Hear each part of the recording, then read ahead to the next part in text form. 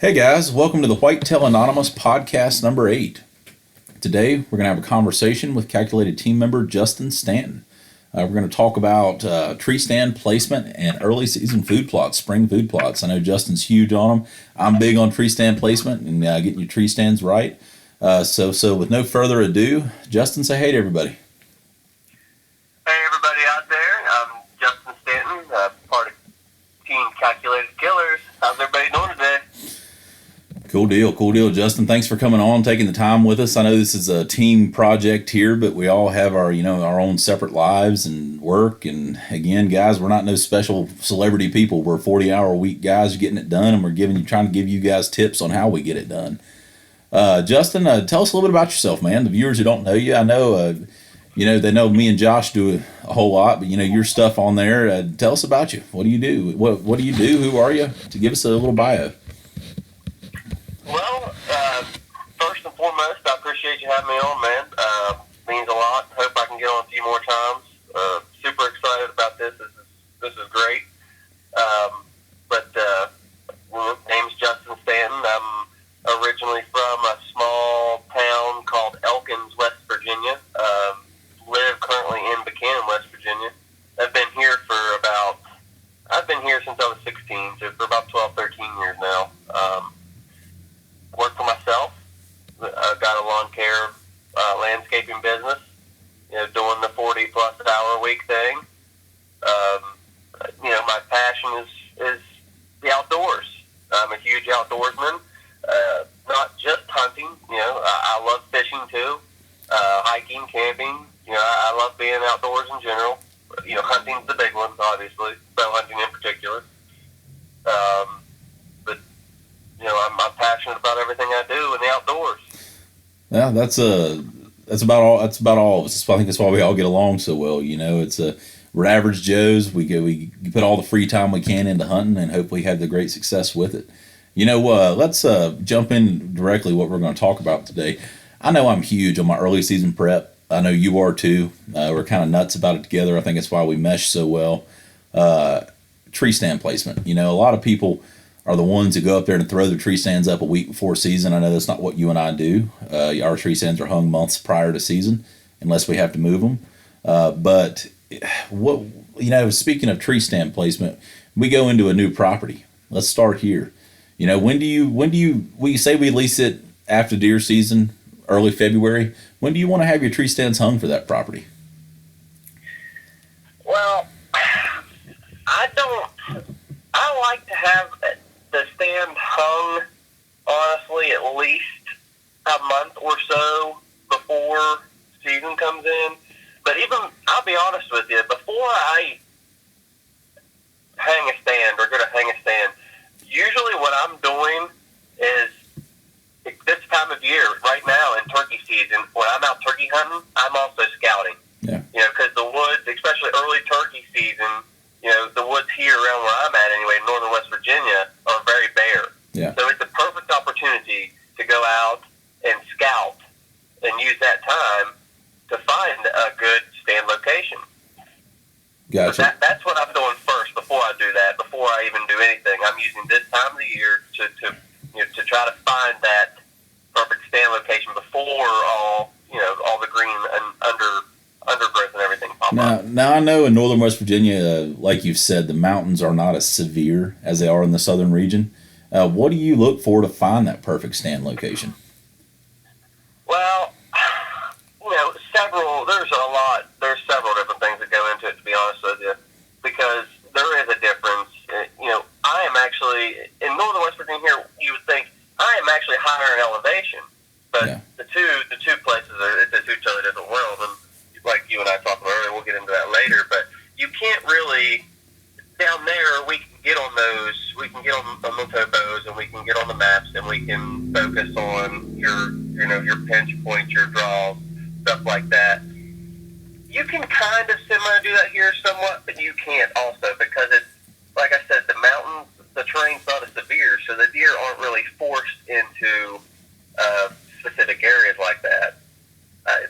So you're I'll be honest, I like flats here, and especially in the northern part. Big timbered oak flats. I like oak in general. Oak trees. Yeah, yeah. I guess I look at it as the southern region. We have to use those pinches and everything, but here in North Carolina, we have to. It's the options are endless for where the deer can show up. It's just not as and it's just not as severe. Once again, a lot of scouting. The signs. Look for the travel areas. Look for your travel corridors. You got to get out on the feet. You got to walk around. You got to. Like I said, this time of the year, turkey season. That's a lot of what I'm doing. I'm looking for that deer sign. I'm looking for that perfect tree. Over the area that a specific area I'm wanting to look at. I know some guys are real picky about their tree. I know you're a big Chris Brackett guy, and I've watched him pick a tree stand. I think I'd kill him if I had to sit there with him for 2 hours picking a tree. But that's what do you look for? I mean, some guys look for those 3 trees, something to hide behind. I know Jonathan Miller, my buddy, loves a huge oak tree so he can hide his silhouette behind it. What kind of tree do you look for in the area? Well, if you can, I'm the same. I love oak because normally in a nice big mature oak tree, it goes up and sprouts out into like 3 or 4 decent sized trees. So you've always got, and the cover, the leaves seem to stay on the oaks a little bit longer too, and you just seem to have better cover around in an oak. That's my first and foremost. That's what I'm gonna look for. If I can get in a big mature oak that's split up, that's what I like to do. Yeah, I'm with you there too. I like to get big oak, hide my silhouette on it there. We get into questions all the time, and guys, and hanging tree stands, please make sure you wear your safety harnesses, all that stuff. Absolutely. Yeah, hunter safety system, great stuff, great products. Even if it's not hunter safety system, who cares? Wear a harness, go home with your family. Right. Very important. Safety first. We've all got, or at least the majority of us have family, wives, children. We work, so we can't afford to get hurt, or for God forbid something worse happen, leave our family and friends. Yeah, now, something I know you're big on, Justin, you make me a little nervous. You like to be about 30 foot closer to God. I'm about a 20, 25 foot man. I start getting a little shaky above that. What do you see as the benefits of being that much higher up in the tree? There's actually, to me, several. And it's one of those things, John, where it's been an experiment for me over time. It's something that I've learned myself just from my experiences in the woods hunting over time. And yes, I'll be honest with you, I don't like to go under 25 feet. That's 25 feet's my absolute min most of the time. If there's a situation that forces me to, I will go under as long as I have the right, background that I can walk my silhouette with. But otherwise, I like to be up there, and there's several reasons. One of the big ones is for me is movement. I get away with so much more when I'm up there that high. I very rarely have deer look at me. Yeah. I feel better if I'm going to stand up and draw or anything like that. I feel way safer doing it if I'm up high. Yeah. Also another big thing, your scent residuals. The higher you are, the further they got to go to the ground. Yeah, true. That's so I feel like that's a little perk. And then when you're up, like I said, deer don't look that fair, man. When I'm 30 feet up, I just feel like I can get away with more. It's helping my scent out a lot. You can see more also. Maybe not early season, but a little later in the season. Higher you get, the better you can see. Yeah, that's it. Yep, I agree a lot with you on the wind. The wind up there, you're carrying your scent over and higher up. Huge help there, man. I'm just not a spider monkey like you. It makes me nervous as a cat. I start shaking like a leaf when I get above 20 feet. Well, when I was a little bit younger, I was hunting when I was like 18 to 20. I used to climb up there. I'd go up 30 or 40 feet. Of course, I wasn't a climber at the time, but I didn't wear at the time. I was stupid, but I didn't wear a safety harness or anything. I just pop right up there. Now, obviously, my older age, getting a little bit up there, I don't. I'll still go up there, but I make darn sure that I've got my safety system on, my safety harness. And guys, it's we're huge on this. I know we're not trying to sell products here, but Hunter Safety System sells lifelines. You read stories every year of hunters falling and dying. It's not worth it, man. Get 30 foot, not worth the risk at all on it there. I guess we kind of jumped on it here. What kind of tree stand do you like to use, Justin? I'll be honest, I've tried a lot, John, in my day. I've went through several, but from personal experiences alone, 2 years ago I switched to Hawk. Yeah. And they have exceeded my expectations in tree stands.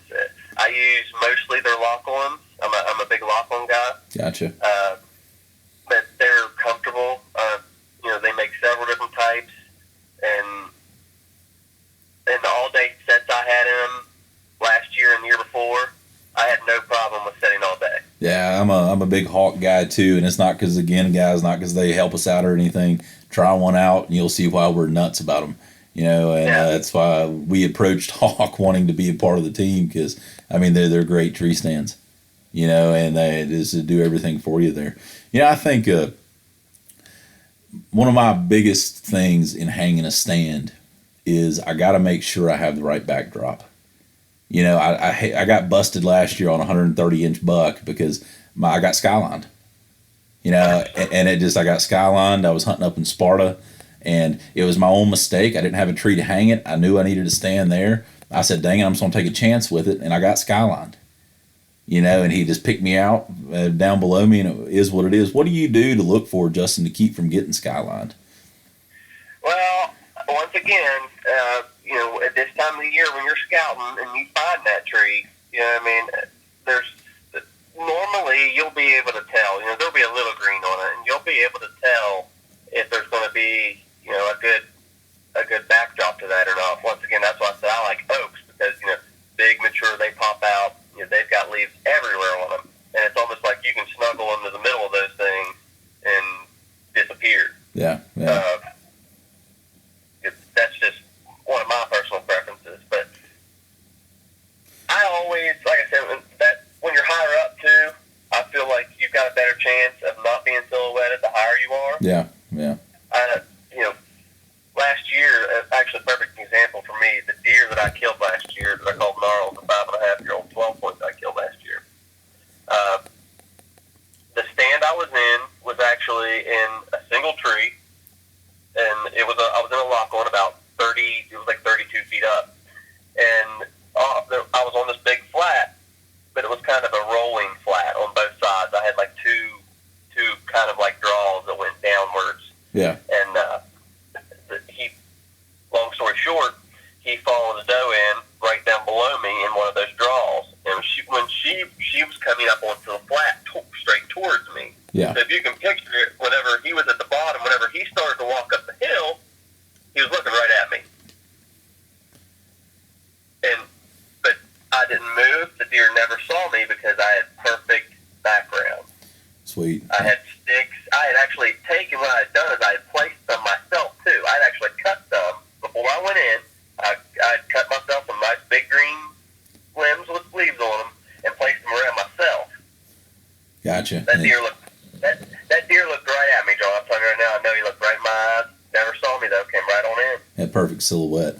That hunt I had last year, guys, it was something in my honey hole Sparta, and I've been chasing this buck all year, and hadn't seen him all year. Hunted him early bow season, and I actually hung a 2-man set for me and my son to sit in, and it's not very high off the ground, but in Sparta it's real mountainous like in southern West Virginia. And the mistake I made, just in a hurry, and I noticed it then, but I just had to take a chance. But if you look back up through the trees and it was late December, no leaves on it, I was skylined like crazy.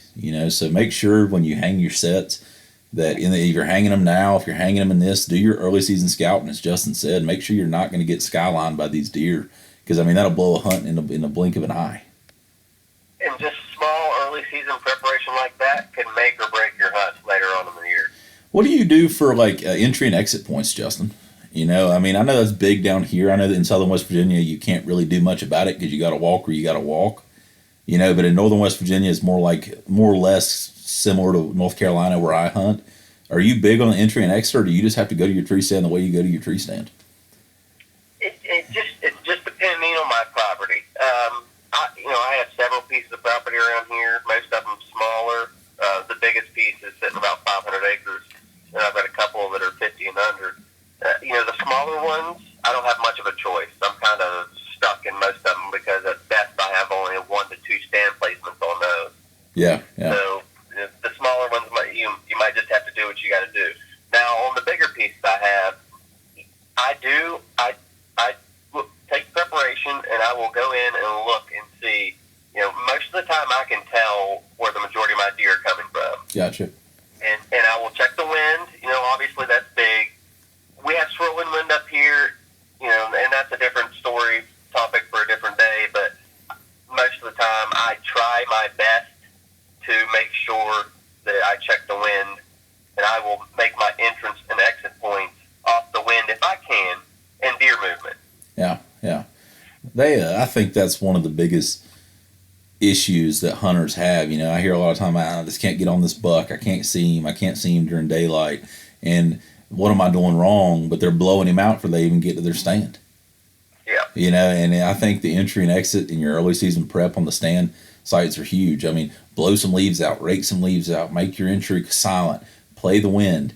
And just again, I've said this in some of the blogs I've written. If the wind is wrong for the stand, don't hunt it. Yeah. Yeah, don't hunt it. Don't screw up what you can control. Especially early season. Yeah, when you're saving it for the rut, and that's don't screw up what you can control, and you can control hunting a certain stand if the wind's wrong for it. Don't do it, and don't be a part of it there. That you got anything else you want to throw in there about stand placement, Justin? Like I said, just do your scouting. Early season, try your best just to make sure you got a good backdrop. Make sure you got some leaves around you, and if you have to, like I said, create your own. Be creative. Cut some. Maybe if you got pine around you or something, cut yourself some pine limbs out. Stick them around your stand. Give yourself a little bit of extra. Go that little extra mile to do whatever you can, because it will pay off. Yeah, it will in the end. I think that's a good spot. We can kind of move into spring food plots, and I know that's your expertise, the food plots. I've seen some of your food plots. You do a good job with them. I need to get you down here to make mine, but mine were a little. I know the no rain killed us both last year, but hopefully this year. Now I'm a big fall time food plot guy. Down here in North Carolina, I have a bunch of crop fields I hunt. So, the spring and summer plots, there's really no point in them, in my opinion, just because I have hundreds and hundreds of acres of beans and corn for these deer to eat. Now, what are you using in your spring plots? Let's just actually start from the beginning. When are you tearing your ground up for your spring plots?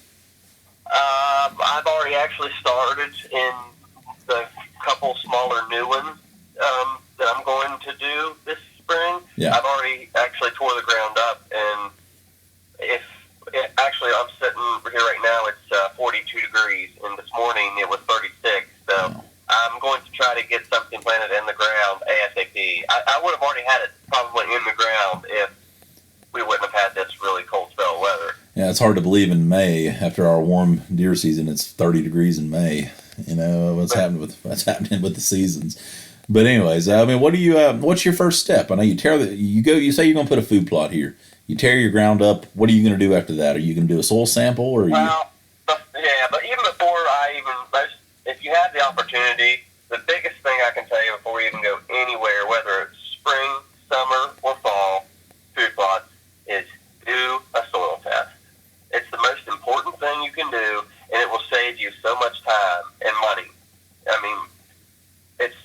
It's hard for me to explain how important it is, because you take that soil sample, you send it off, and they'll send it back to you. Like, there's a couple different places you can do it. Like, I do it here. You can do it through your local southern state. I did it through our big university, West Virginia University here, and they broke it down. They sent me back exactly, what I needed to do to my soil to bring my pH level up for it to be perfect. How much lime and fertilizer? If you don't mind saying, how was the pH test on your big plot last year? I know you had to put a lot of lime on it. It was not very good. It was crappy, to be honest with you. I ended up putting, it was probably close to 2 tons on it overall, because they called for, I think it was a ton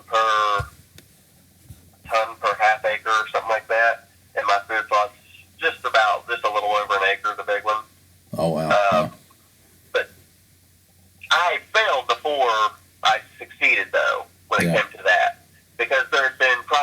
times that I had picked a spot, didn't check the soil, just went ahead and tried to plant. Yeah.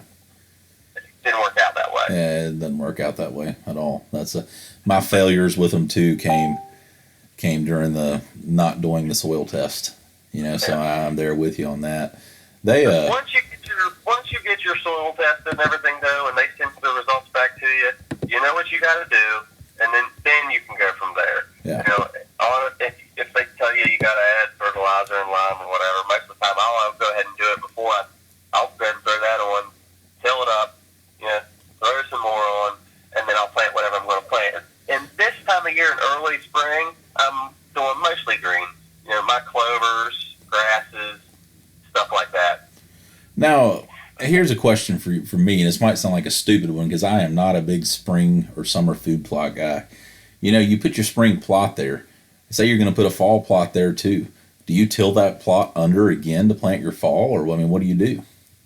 I do. That's exactly what I do, actually. Like right now, I am actually getting ready to, this weekend, I have to go mow my spring plot. I'm getting ready. I've got 3 or 4 different types of clover right now that's just going crazy, and I've got to mow it down so I can control the weeds. If I don't control the weeds are going to choke everything out and kill everything. Yeah. So yeah. I'm getting ready to go mow it down this weekend. But that's exactly what I do, because the clover is going to come back every spring pretty much no matter what anyway. Yeah. And normally when I plant my fall food plot, I mix whatever I'm planting with clover anyway. Gotcha. So you're replanting every year anyways on it. What brand seed are you using? Just stuff from Southern States? No, the clover, most of my clovers, yes, I just picked up from Southern States. It was just like white, Dutch, there was like a red, there was another one, there was like 3 or 4 that I used. But I used the 20 Buck Seed Company. Okay. That's where I got a lot of my stuff from. They got clover, they got a lot of green, fresh seed. Yeah. Really good. They were really good with everything. Now, have you seen, I guess we've seen it, you till it up, you plant it, you pray to God it rains so that your stuff will grow. Without sunshine and rain, nothing's going to grow. But are you seeing a difference in your deer herd from planting these food plots? Absolutely. I mean, you can tell just by the usage of the plots, that they're hammering this stuff. So there's no question in my mind. My does look healthier. My fawns are looking healthier. There's no question in my mind that it is. If at nothing else, it might not be helping me kill deer, put deer on the ground. It is for sure, though, helping the nutrition in my herd. And keep your herd healthy, which is Absolutely. huge. And I know up in northern West Virginia and even southern West Virginia, you guys have harsher winters than we do down here in North Carolina. We're kind of those sun babies down here, but I mean it's huge for you deer to feed them. It's a lot cheaper than dumping out piles of corn on the ground. If you plant but a ton cheaper. And and it's neat. Be a part of the land, work at the land, instead of just dumping out a bag of corn, you're actually putting work into the land to grow something. And that's always a big thing with me. Most of my neighbors, I agree, and most of my neighbors around here are all dumping out the corn on the ground anyway. There's not a ton of food plots up here. So if you get the opportunity to have one, I truly believe it'll give you the upper hand, because there's not very many around here. One, because our soil up this way is so crappy. Yeah. I mean, 2, we're all on hills. And it's tough to plant food plots on hills. Yeah. You're right about that. Have you noticed, I know you guys can't hunt turkeys in the evenings up there. We can down here. But have you noticed that the food plots help with your turkey population? I mean, I know they get in the fields and pick the bugs out of them and eat the seeds and grass and everything. I mean, have you noticed any difference in that? There has been a doublage in uptake in my turkeys ever since I put that food plot in. Wow. Especially in my small 50-acre plot. Turkeys, I was seeing, before I put the food plot in, my big food plot in there, you might see 1 or 2 turkeys a year. I put that food plot in there, it went from 1 or 2 to probably 10 or 12 all the time. Wow. So they were definitely hitting it as well. I don't know why. I don't know what brought them into it. I don't know if it's just the open area, because I know turkeys like, open areas. Yeah, get out there and strut, run around. Yeah, strut zones or what? But yeah, it definitely helped my turkey population. Now, I know we're going to stay on spring plots here. What would you suggest for people who are looking to do a spring plot? And now's the time. Maybe it's getting a little bit late, maybe, but in some places, probably not up there. Down here, it probably is. But if they're going to plant their first plot, what would you say is the easiest thing to grow? For everybody enjoys a little bit of success at the first time they try something. Clover, there's no question about it. I won't say it's fail-proof, but as long as you get good soil contact with your seed whenever you throw it out, and make sure, obviously you want to look at the weather because you don't want to throw it out and not get any moisture on it whatsoever. But clover is just about fail-proof. Yeah. I really like it. It grows well. Everything about it. The deer like it. It spreads well. Like I said, there's several different types. So if you were a first-time person or getting ready to, plant a food plot soon, clover, also another great thing about clover is it grows quickly. Yeah. It doesn't take very long for it to come up. So you can see some instant success with it. That's my first two failed food plots. I guess I really started food plotting about 7 years ago. In the first 2 years, I was just throwing money down the drain. I just couldn't figure out what I was doing wrong. And Justin's really reiterated that, guys. Make sure you do a soil test. Make sure you get your lime and fertilize. Plant something that's going to come up. Go ahead and get some clover coming. And I had a lot of success with brassicas and stuff like that in the fall. And I'm huge on these little hidey hole food plots. And we're going to have a podcast directly based on that. Last year here in North Carolina, of course, I wasn't sitting in the stand there, but 135, 140-inch deer came strolling right through there about 8:30 in the morning chasing a doe because these does had just made their home right there at the edge of that food plot, wearing it out. So that's a story for another day there. Guys, Justin Stanton's part of the team at Calculated. He is, I joke with him, say he has a green thumb. He's a lawn man and he can grow a food plot. If you got questions for him, you can either shoot him a message on his personal page, Justin Stanton, or you can shoot him a message through Calculated. He can see that as well, and just ask for him, see what he thinks, and he'll give you his honest opinion on it. Justin, you want to throw anything in before we end this tonight? That, just like John said, anybody that wants to know anything about it, I don't claim to be professional. John says I got a green thumb or whatever. But I've just mostly learned from failure. Most of my successes come from failing, just like you, John, before. And I'll help anybody out the best I can. If you got any questions, just let me know. I'll tell you anything you want to know, down to what I'm doing, the exact product I'm using, how I'm doing it, when I'm doing it. Doesn't matter. Feel free to ask. Well, cool deal, guys. Real quick, this podcast here is brought to you by one of our great companies, Spartan Trail Cameras. They are making a huge impact on the way that I hunt, the way Justin hunts, the way Josh hunts. Guys, it gives you the MRI, most recent information immediately. I know there's a cost up front with them, but when you see what comes with them, knowing that information immediately and how huge that is to hunting these deer, you guys you'll be hooked. You'll be hooked like I am. Even if you're not into cell cameras, they have non-cell cameras that are great. Give them a shout out. I'd like to tell them thank you for supporting us and supporting our podcast.